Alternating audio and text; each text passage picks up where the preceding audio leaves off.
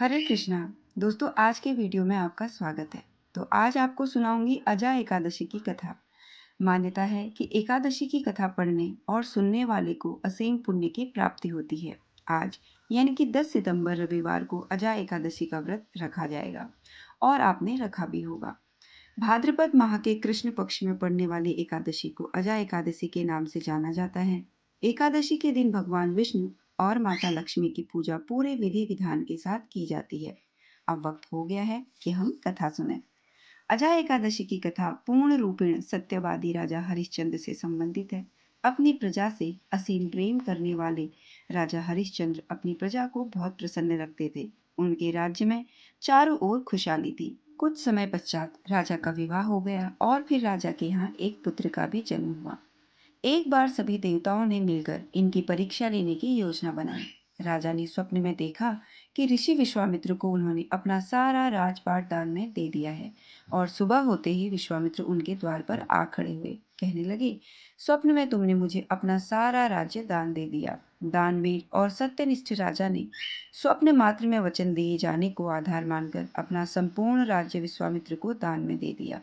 अब विश्वामित्र जी ने दान के बाद दी जाने वाली दक्षिणा का आग्रह किया। क्योंकि राजा के पास अब कुछ भी नहीं था, अब उनको कुछ न कुछ कार्य करके उन्हें दक्षिणा चुकानी थी। राजा के पूर्व जन्म के संचित कर्मों के फलस्वरूप उन्हें ये फल भोगने पड़े और दक्षिणा चुकाने हेतु उन्हें अपनी पत्नी, बेटे व स्वयं को बेचने का निर्णय लेना पड़ा। राजा हरिश्चंद्र को एक डोम ने खरीद लिया जो शमशान भूमि में लोगों के दाह संस्कार का कार्य करवाता था। अब राजा उसके यहाँ काम करने लगा। जो भी व्यक्ति दाह संस्कार हेतु वहां अपने परिजनों को लाते, राजा का कार्य था उनसे शुल्क लेना। इसी प्रकार कई वर्ष बीत गए और अब राजा को अपने नीच कार्य पर दुख होने लगा। जब उनके स्वयं के पुत्र की सर्पदंश के कारण मृत्यु हो गई और उनको अपने कार्य को करने हेतु अपनी पत्नी से ही शुल्क की मांग करनी पड़ी। राजा इस कर्म बंधन से मुक्त होने का उपाय ढूंढने लगा। हर वक्त यही चिंता में डूबे रहता कि मुक्त रहने के लिए क्या करूं। एक दिन गौतम ऋषि उनके पास पहुंचे। हरिश्चंद्र ने उन्हें सादर प्रणाम किया और अपनी व्यथा सुनाई। राजा की करुण कथा सुनकर महर्षि गौतम भी बहुत दुखी हुए और राजा से कहा कि हे राजन, भादो माह के कृष्ण पक्ष की एकादशी को अजा एकादशी के नाम से जाना जाता है।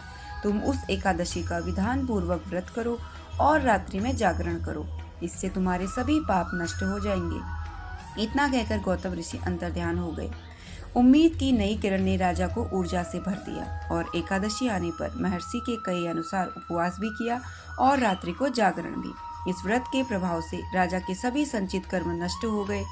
स्वर्ग में नगाड़े बजने लगे और फूलों की वर्षा होने लगी। राजा के समक्ष ब्रह्मा, विष्णु और महेश त्रिदेव प्रकट हो गए।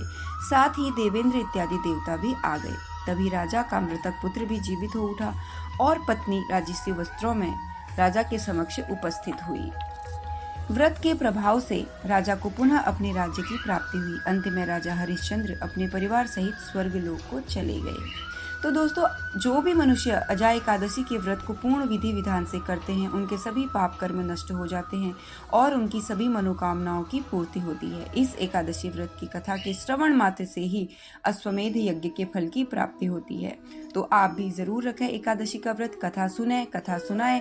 अगर आपको आज का वीडियो पसंद आया हो तो मेरे चैनल को सब्सक्राइब जरूर करें। राधे राधे, हरे कृष्ण।